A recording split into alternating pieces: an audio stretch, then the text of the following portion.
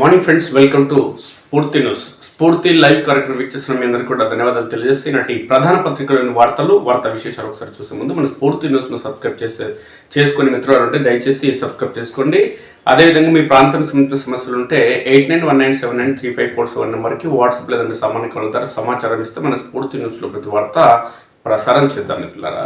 ఈనాటి ప్రధాన పత్రికలోని వార్తా విశేషాలకు వెళ్తే ఇటు తెలంగాణ రాజకీయాల్లో కానీ లేదంటే జాతీయ రాజకీయాల్లో కానీ మహిళలకు ప్రాధాన్యం, మహిళలకు సంబంధించిన పథకాలు అనేకం తీసుకువస్తున్నప్పటికీ రాజకీయాల్లో మాత్రం మహిళలు ఆశించిన స్థాయిలో రాణించడం లేదు. ఏవైనా రిజర్వేషన్ల మాదిరి కేవలం మహిళలకు మాత్రమే రిజర్వేషన్లు వచ్చినప్పుడు, రాజకీయ పదవులు వచ్చినప్పుడు వాళ్ళు ఒక కౌన్సిలర్ గాను, ఒక సర్పంచ్ గాను, లేదంటే ఒక వార్డు మెంబర్ గాను, ఒక మున్సిపల్ చైర్మన్ గాను బాధ్యతలు చేపట్టడం జరుగుతుంది. ఒక ఎంపీటీసీగా, ఒక జెడ్పీటీసీగా బాధ్యతలు చేపట్టడం జరుగుతుంది. ఇంకా చెప్పాలంటే ఎమ్మెల్యేలుగా బాధ్యతలు చేపట్టినా, ఎంపీలుగా బాధ్యతలు చేపట్టినా, రాజ్యసభ సభ్యులుగా బాధ్యతలు చేపట్టినా, లేదంటే మంత్రులుగా బాధ్యతలు చేపట్టినా, రాష్ట్ర స్థాయిలో ఒక మంత్రి స్థాయికి ఎదిగిన వాళ్ళ భర్తలు లేదంటే వాళ్ళ కొడుకులు, వాళ్ళ మరుదులు మాత్రమే క్రియాశీలక పాత్ర పోషించడం జరుగుతుంది రాజకీయాల్లో. మహిళలు కేవలం పదవులు ఉన్నాయి కాబట్టి అవసరమైన చోట సంతకాలు చేసేందుకు మాత్రమే వాళ్ళని వినియోగించడం జరుగుతుంది.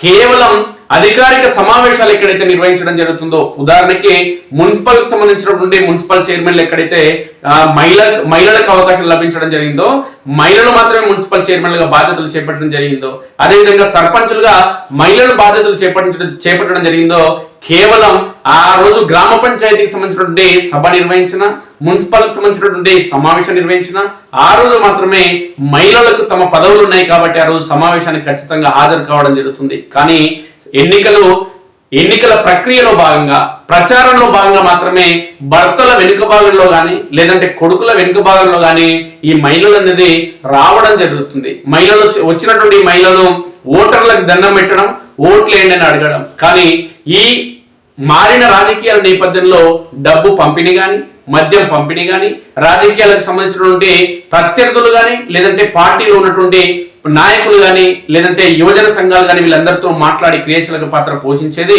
మహిళలకు సంబంధించిన కుటుంబ సభ్యులే. అంటే వీళ్ళకి ఎక్కడ కూడా పార్టీలో కానీ సమాజంలో కానీ పట్టు అనేది వస్తలేదు. అసలు వీళ్ళు ఇంటి నుంచి బయటికి వచ్చి ఈ సమాజంతో మాట్లాడే పరిస్థితులు లేనే లేవు. అంటే వీళ్ళకు పదవులు వచ్చినాయి కాబట్టి, అది కూడా మహిళా రిజర్వేషన్ల వల్ల లేదంటే కుల రిజర్వేషన్ల వల్ల అవకాశాలు వచ్చినాయి, పదవులు వచ్చినాయి కాబట్టి ఆ సభలు సమావేశాలు నిర్వహించినప్పుడు, ఆ పార్టీ కార్యక్రమాలు నిర్వహించినప్పుడు తప్పని పరిస్థితుల్లో పదవులు ఉన్నాయి కాబట్టి వచ్చి వాళ్ళు సభ సమావేశాల్లో కుర్చీల పైన కూర్చుంటున్నారు. కానీ ఈ రాజకీయాల్లోకి ప్రవేశించిన తర్వాత, పదవులు వచ్చిన తర్వాత మళ్ళీ వాళ్ళు కనీసం రాజకీయం పైన అవగాహన పెంపొందించుకోవాలి, సబ్జెక్టు పైన అవగాహన పెంపొందించుకోవాలనే ఆతృత కూడా మహిళల్లో చాలా మందిలో లేకుండా పోతుంది. వాస్తవంగా చెప్పాలంటే దీనికి ప్రధాన కారణం ఏంటి అంటే, వీళ్ళు రాజకీయం చేసేది వీళ్ళకు పదవి ఉన్నన్ని ఈ 5 సంవత్సరాలు మాత్రమే రాజకీయాలు, సుదీర్ఘమైన రాజకీయాలు లేదంటే భవిష్యత్ కార్యాచరణ అనేది వీళ్ళకి ఏది లేదు కాబట్టి మళ్ళీ రాజకీయాల్లో భవిష్యత్తులో అవకాశం వస్తుందనే ఆశ వీళ్ళకు ఉండదు. కాబట్టి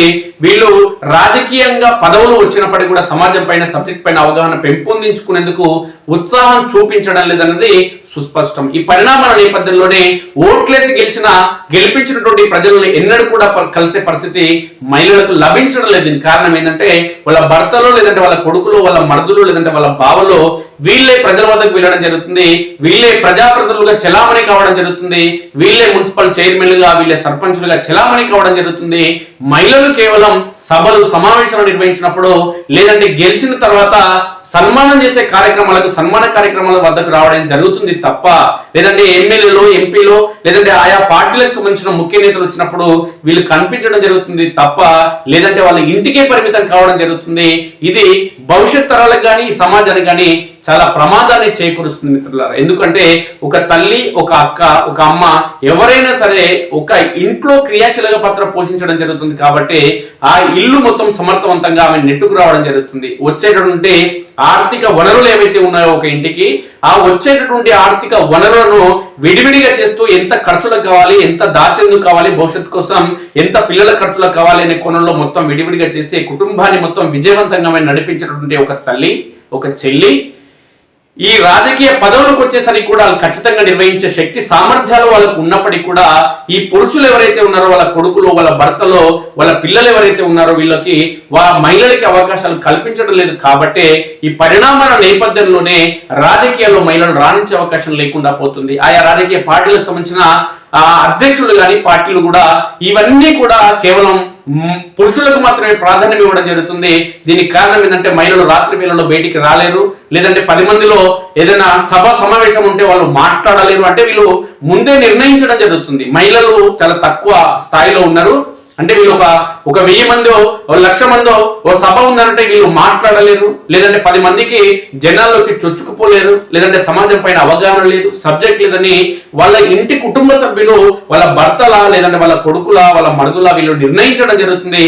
వాళ్ళకి ఒక లైన్ గీసా లైన్ పరిమితం చేయడం జరుగుతుంది. కాబట్టి రాజకీయాల్లో మహిళలు రాణించేందుకు అవకాశం లేకుండా పోతుంది. అదేవిధంగా పదవులేమో మహిళలకు ఉంటాయి, కానీ ఈ రాజకీయ పార్టీలకు సంబంధించిన ఎమ్మెల్యేలు, మంత్రులు, ఎంపీలు మాత్రం ఏమంటారంటే ఆ పదవులు ఉన్నటువంటి మహిళలను పక్కన పెట్టి వాళ్ళ భర్తలనే ఈ పదవుల్లో పిలుసు. అంటే సర్పంచ్ రావాలనే కోణంలో సర్పంచ్ X% ఒక ఆయన ఉంటాడు, అంతయ్య అని ఉంటాడు. అంతయ్య బాగానే ఉంటుంది, ఎవరు లలితనో లేదంటే అనితను ఎవరో ఒకరు సర్పంచ్ ఉంటారు, కానీ వాళ్ళ భర్త అంతయ్య అని ఉంటాడు. అంతయ్య సర్పంచ్ గారు స్టేజ్ పైకి రావాలని కోరడం జరుగుతుంది, అది ఎమ్మెల్యే అంటాడు. అంటే ఇక్కడ మహిళల పైన జరుగుతున్నటువంటి ఈ వ్యవహార తీరు ఏదైతే ఉందో రాజకీయాల్లో వాళ్ళని అణిచివేసే విధానం అనేది జరుగుతుంది మిత్రులారా. అనేక మంది మార్కెట్ చైర్మన్లు కావచ్చు, మున్సిపల్ చైర్మన్లు కావచ్చు, సర్పంచ్లు కావచ్చు, మహిళలు అనేక మంది అవుతున్నారు. జెడ్పీటీసీ, ఎంపీటీసీలుగా భవిష్యత్తులో అయ్యే అవకాశం ఉంది, ఎందుకంటే మహిళలకు 33% రిజర్వేషన్ అనేది ఉంది కాబట్టి. అయినప్పటికీ కూడా కేవలం వాళ్ళకి పేరుకు మాత్రమే ఈ రాజకీయ పదవులు రావడం జరుగుతుంది తప్ప, అది కూడా రిజర్వేషన్ ఉంది తప్ప, కానీ వీళ్ళు పదవుల్లో రాజకీయాల్లో రాణించేందుకు అవకాశం లేదు. ఈ మహిళలను అణచివేస్తున్నారు, ఇది సరైన మార్గం కాదు. కాబట్టి ఇప్పటికైనా ఆలోచన చేయాలి, సమాజం మేల్కోవాలి, విద్యావంతులు, మేధావులు ఆలోచన చేయాలి. మహిళల వరకైతే అవకాశం రావడం జరుగుతుందో రాజకీయాల్లో వాళ్ళ ఇంటి కుటుంబ సభ్యులు కూడా వాళ్ళని ప్రోత్సహించాలి, సబ్జెక్ట్ పైన అవగాహన పెంపొందించుకోవాలి, సభలు సమావేశాల్లో మాట్లాడించే వాళ్ళని తయారు చేయాలి. ఎవరు కూడా పుట్టిన వెంటనే నడవదు, ప్రయత్నం చేస్తూ చేస్తూ సమయంతో పాటు, టైంతో పాటు, ఆ శరీరంలో అవయవాల్లో మార్పుతో పాటు నడిచేందుకు సమయం అంటూ వస్తుంది, ఆ సమయంలో నడుస్తుంది. అప్పుడు కూడా కింద మీద పడుతూ నడుస్తుంది. అదేవిధంగా మహిళలు కూడా రాజకీయాల్లో ప్రవేశించిన మొదట్లోనే సభలు సమావేశాల్లో ఉపన్యాసాలు ఇవ్వాల్సిన అవసరం లేదు. ఒకటి నేర్చుకుంటూ ఖచ్చితంగా వారికి వచ్చినటువంటి పదవి ఏదైతే ఉందో, వారికి వచ్చినటువంటి అవకాశం ఏదైతే ఉందో, ఈ అవకాశాన్ని సద్వినియోగం చేసుకునేందుకు రాజకీయ పార్టీలు కానీ, ఈ ఎమ్మెల్యేలు కానీ, ఎంపీలు కానీ, మంత్రులు కానీ కూడా బహిరంగ సమాజం ఏదైతే ఉందో సమాజం కూడా ఖచ్చితంగా సహకరించాల్సిన అవసరం ఉంది, వాళ్ళని ప్రోత్సహించాల్సిన అవసరం ఉంది. పదవులు మహిళలకు ఉంటే వాళ్ళ భర్తలని, వాళ్ళ కొడుకులని ఆ పదవి పేరుతో వాళ్ళని పిలవడం అనేది ఇప్పటికైనా ఎమ్మెల్యేలు బంద్ చేయాలి. లేకుంటే ఈ రాజకీయ పార్టీలకు సంబంధించిన ఏవైతే ఎమ్మెల్యేలు, ప్రజాప్రతినిధులు ఉన్నారో వీళ్ళు మహిళలను అణగదొక్కుతున్నారన్న అంశం అనేది ఖచ్చితంగా సమాజం గుర్తించాలి. అలాంటి వారికి బుద్ధి చెప్పే విధంగా కూడా సమాజం మేల్కొనాలనేది సుస్పష్టం. దీనిపైన ఖచ్చితంగా విద్యావంతులు, మేధావులందరూ కూడా క్షేత్రస్థాయిలో, గ్రామీణ స్థాయిలో కానీ, మున్సిపల్ స్థాయిలో కానీ, జిల్లా స్థాయిలో, మండల స్థాయిలో, నియోజకవర్గ స్థాయిలో ఆలోచన చేయాల్సిన అవసరం ఖచ్చితంగా ఉందన్నది సుస్పష్టం మిత్రులారా. ఆమె ఎవరు? పార్టీల్లో మహిళలకు నాయకత్వం మాటలకి పరిమితం, పదవుల్లో కల్పించని ప్రాధాన్యత, నామమాత్రంగా మహిళా విభాగాల్లో అధ్యక్షురాలకి లేని రాజకీయ గుర్తింపు. మార్పు వస్తేనే ఏమైనా తేడా. ఇక రాష్ట్రంలో అధికారంలో ఉన్న కాంగ్రెస్ పార్టీ మహిళా అధ్యక్షురాలు సునీతారావు, కేంద్రంలో అధికారంలో ఉన్న బీజేపీ తెలంగాణ మహిళా మోర్చా అధ్యక్షురాలు మేకల శిల్పారెడ్డి, వీరికి లభించే ప్రాధాన్యత అంతంత మాత్రమే చెప్పాలి. ఇక రాష్ట్రంలో ప్రధాన ప్రతిపక్షమైన బీఆర్ఎస్ పార్టీ గతంలో మహిళా విభాగం అధ్యక్షురాలు గుండు సుధారాణి కాగా ప్రస్తుతం ఆ పార్టీ మహిళా విభాగానికి అధ్యక్షురాలే లేదు. రాష్ట్రంలో మిగతా పార్టీలకు మహిళా విభాగాలకు అధ్యక్షురాలు ఉన్నప్పటికీ వారు రాజకీయంగా పొందుతున్న గుర్తింపు అంతంత మాత్రమే. ఇక మార్పు వస్తేనే మహిళా విభాగాలు ఎక్కువగా నిరసన, ధర్నా, జాగరణ కార్యక్రమాలకి పరిమితం అవుతున్నాయన్న అభిప్రాయం వ్యక్తమవుతుంది. కీలక విధానాల రూపకల్పనలో, అభ్యర్థుల ఎంపికలో, పార్టీ వ్యూహాల్లో మహిళా విధానాల గురించి వచ్చే సూచనలు ఎంతవరకు పరిగణలోకి తీసుకుంటున్నారన్నది ప్రశ్నార్థకమే. రాజకీయాల్లో మహిళల ప్రాధాన్యం పెరగాలంటే కేవలం చట్టాలు సరిపోవని, పార్టీలో అంతర్గత సంఘర్షణలు, సంస్కరణలు అవసరమని నిపుణులు సూచిస్తున్నారు. టికెట్ల కేటాయింపులోను, కీలక పదవుల్లోనూ మహిళలకు అవకాశాలు కల్పించడం, శిక్షణ కార్యక్రమాలు నిర్వహించడం వంటి చర్యలు తీసుకోవాల్సిన అవసరం ఉందనే అభిప్రాయం వ్యక్తమవుతుంది. మహిళా నాయకత్వానికి నిజమైన గుర్తింపు రావాలంటే టికెట్ కేటాయింపులు కనీసం కనీస శాతం నిర్ధారణ, కోర్ కమిటీలో మహిళలకు స్థానం, ఆర్థిక రాజకీయ శిక్షణ కార్యక్రమాలు, కుటుంబ రాజకీయాలకు చెక్ పెట్టడం వంటి మార్పులు అవసరమైన నిపుణులు సూచిస్తున్నారు. మహిళా విభాగం పేరుతో నిర్మాణం ఉన్న అధికార కేంద్రీకరణ మాత్రం పురుషుల చేతుల్లోనే కొనసాగుతున్న వాస్తవం బయటపడుతుంది. అంచెలంచెలుగా ఎదిగిన మహిళలకు కూడా కీలక పదవులు అందరి దూరంలోనే మిగిలిపోతున్నాయి. ఇక పోరాటాల్లో మాత్రమే మహిళలు కనిపిస్తున్నారు తప్ప ఏదైనా ఆందోళన కార్యక్రమాలు ఉంటే ఎక్కడ కూడా వాళ్ళు కనిపించే దాఖలాలు లేవు. ఇక ఉద్యమాల్లో తన వంతు పాత్రను సమర్థవంతంగా నిర్వర్తిస్తున్న నాయకురాలు తగిన ప్రతిఫలాన్ని పొందలేకపోతున్నారనేది వాస్తవం. ప్రస్తుతం రాష్ట్రంలో పాలక ప్రతిపక్షాల్లో మహిళా నాయకత్వానికి దక్కుతున్న ప్రాధాన్యతను పరిశీలిస్తే విషయం స్పష్టమవుతుంది. పార్టీ కార్యక్రమాల్లో ఆయా పార్టీలు అధికారులకు రావడంలో క్రియాశీలక పాత్ర పోషిస్తున్న మహిళా నాయకత్వానికి మాత్రం ఆశించిన స్థాయిలో గుర్తింపు లభించడం లేదు. రాజకీయాల్లో మహిళా సాధికారత అంటూ పార్టీల పెద్దలు చెప్పే మాటలకన్నీ పరిమితమవుతున్నాయి. సభలు, మేనిఫెస్టోలలో ఎన్నికల హామీలో మహిళలకు సమిస్థానం ఇస్తామంటూ హామీలు ఇస్తారు కానీ పదవుల పంపకంలో మాత్రం మహిళలకు ప్రాధాన్యత లభించడం లేదు. దేశవ్యాప్తంగా మహిళల కోసం 33% రిజర్వేషన్ల బిల్లు పార్లమెంట్ ఆమోదించిన వాస్తవ రాజకీయాల్లో మహిళలకు అవకాశాలు ఇంకా అట్టడుగునే ఉంటున్నాయి. పార్టీ, రాష్ట్ర, జిల్లా కమిటీలో కీలక పదవులు ఎక్కువగా పురుషుల చేతుల్లోనే ఉండడం గమనార్హం. విభాగం ఉంది కానీ అధికారమే లేదు. ప్రతి పార్టీలో మహిళా విభాగం ఉంటుంది కానీ రాష్ట్ర అధ్యక్షురాలు, జిల్లా అధ్యక్షురాలు, మండల స్థాయి కమిటీలను అన్ని కాగితాలపై బలంగానే కనిపిస్తాయి కానీ పార్టీ కీలక నిర్ణయాలు తీసుకునే పొలిట్ బ్యూరో, కోర్ కమిటీలు, టికెట్ కేటాయింపుల కమిటీల్లో మహిళల శాతం చాలా తక్కువగా ఉండడం వాస్తవం.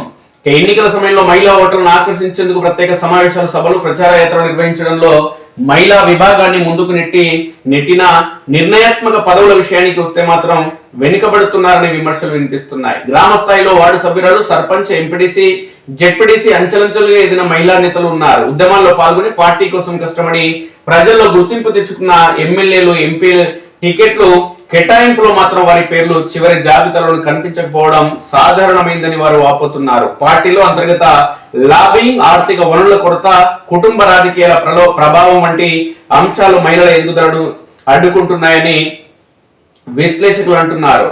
రాష్ట్ర స్థాయిలో కీలక మంత్రిత్వ శాఖలు, పార్టీ అధ్యక్ష పదవులు, వ్యూహాత్మక బాధ్యతలు ఎక్కువగా పురుషులకే దక్కుతున్నాయి.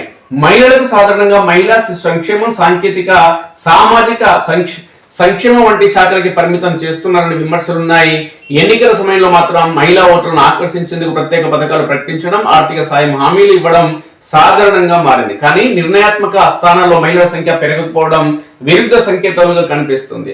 ఇక అన్ని పార్టీల్లోనూ అదే తీరు. తెలంగాణ రాజకీయాల్లో మహిళా సాధికారతపై అన్ని ప్రధాన పార్టీలు గట్టిగా మాట్లాడుతున్నా నిర్మాణాత్మకంగా మహిళలకు ప్రాధాన్యత మాత్రం దక్కడం లేదు. బీజేపీలో మహిళా మోర్చా బలంగా ఉన్నప్పటికీ రాష్ట్ర కోర్ కమిటీ, ఎన్నికల వ్యూహ కమిటీలో మహిళల శాతం తక్కువగా ఉన్నదన్న విమర్శ ఉంది. ఎన్నికల సమయంలో మహిళా అభ్యర్థులకు అవకాశాలు ఇచ్చిన మొత్తం టికెట్లలో వారి శాతం పరిమితంగానే ఉంటుంది. కేంద్ర స్థాయిలో మహిళా మంత్రులు ఉన్న రాష్ట్ర స్థాయిలో కీలక బాధ్యతలు పురుషుల చేతుల్లోనే ఎక్కువగా ఉంటున్నాయి. ప్రచారంలో నారీ శక్తి నినాదం బలంగా వినిపించిన నిర్మాణాత్మక శాతం పెంపు ఇంకా సవాలుగానే ఉంది. కాంగ్రెస్ విభాగం చురుగ్గా ఉన్న తుది నిర్ణయాల్లో మహిళా నాయకత్వం పరిమితమే అన్న అభిప్రాయం ఉంది. సాంప్రదాయబద్ధంగా మహిళలకు కొంతమేర అవకాశాలు ఇచ్చే ప్రయత్నం చేసిన గెలుపు సాధ్యాల లెక్కల్లో మహిళల కంటే సేఫ్ అభ్యర్థులకే ప్రాధాన్యం ఇస్తున్నారన్న విమర్శ ఉంది. జాతీయ స్థాయిలో మహిళా నాయకత్వానికి వేదిక కల్పించిన పార్టీ గుర్తింపు ఉన్నా రాష్ట్ర స్థాయిలో సమాన ప్రాతినిధ్యం సాధ్యం కాలేదని విశ్లేషణ ఉంది. ఇక బీఆర్ఎస్ లో ఉద్యమ దశలో మహిళల భాగస్వామ్యం గణనీయంగా ఉన్న అధికార దశలో కీలక పదవుల్లో వారి సంఖ్య తగ్గిందనే విమర్శ ఉంది. మహిళలకు కార్పొరేషన్ చైర్మన్లు, నామినేట్ పదవులు ఇచ్చిన నిర్ణయాత్మక మంత్రిత్వ శాఖలు పరిమితంగానే దక్కినట్లు విశ్లేషణలు చెబుతున్నారు. ఇక మహిళా సాధికారతపై అన్ని పార్టీలు నినాదాలు చేస్తున్నప్పటికీ వాస్తవ అధికారం కల్పించడంలో సమానత్వం ఇంకా సాధ్యం కాలేదు. మహిళా విభాగాలు ఉన్న నిర్ణయాత్మక సమయంలో మహిళల ప్రాతినిధ్యం పెరగకపోవడం, సాధికారత కేవలం ప్రచార వేదికలకి పరిమితం అవుతుందనే అభిప్రాయం బలపడుతుంది. మహిళా సాధికారత మహిళా సాధికారత అనేది కేవలం నినాదమేనా, నిజమైన అధికార భాగస్వామ్యంగా మారుతుందా అన్న ప్రశ్నలకు రాజకీయ పార్టీలు సమాధానం చెప్పాల్సిన సమయం ఆసన్నమైంది. ఇక మాటల్లోనే మహిళా సాధికారత, రాజకీయ పార్టీలు మహిళా సాధికారతపై గొప్పగా ప్రకటనలు చేస్తుంటాయి కానీ ఆచరణలో మాత్రం మహిళా విభాగాలు నామమాత్రంగానే మిగిలిపోతున్నాయన్న విమర్శలు రోజు రోజుకు వినిపిస్తున్నాయి. రాష్ట్ర స్థాయిలో మహిళా విభాగానికి అధ్యక్షురాలు ఉన్న పార్టీ కీలక నిర్ణయాలు వారి పాత్ర పరిమితంగానే ఉండడం గమనార్హం. దేశవ్యాప్తంగా మహిళా రిజర్వేషన్ చట్టం ఆమోదం పొందిన తర్వాత మహిళా నాయకత్వంపై ఆశలు పెరిగాయి. అయితే జాతీయ స్థాయిలో అధికారంలో ఉన్న బీజేపీ అయినా, ప్రధాన ప్రతిపక్షంగా ఉన్న కాంగ్రెస్ అయినా, రాష్ట్ర రాజకీయాల్లో కీలక పాత్ర పోషిస్తున్న బీఆర్ఎస్ అయినా మహిళా విభాగాలకు ఇస్తున్న ప్రాధాన్యం పరిమితంగానే ఉందన్న అభిప్రాయం వ్యక్తమవుతుంది. ఇది ముమ్మాటికి వాస్తవం. కేంద్రంలోని మోదీ సర్కార్ మహిళా శక్తి, నారీ శక్తి అంటూ అనేక వేదికల్లో ప్రస్తావించిన రాష్ట్ర స్థాయిలో పార్టీ నిర్మాణాల్లోకి మహిళల ప్రాతినిధ్యం ఆశించిన స్థాయికి చేరలేదనే విమర్శలున్నాయి. కాంగ్రెస్ నాయకుడు రాహుల్ గాంధీ కూడా మహిళా హక్కులపై బహిరంగ సభల్లో గొంతెత్తిన టికెట్ల కేటాయింపులో మాత్రం పెద్దగా మార్పు కనిపించలేదని రాజకీయ విశ్లేషకులు చెబుతున్నారు. తెలంగాణలో అధికార ప్రతిపక్ష పార్టీలన్నింటిలోనూ ఇదే పరిస్థితి కనిపిస్తుంది. మహిళా విభాగాలకు ప్రత్యేక కమిటీలు ఉన్నా తుది నిర్ణయాల్లో వారి పాత్ర పరిమితంగానే ఉంటుందన్న భావన వ్యక్తమవుతుంది.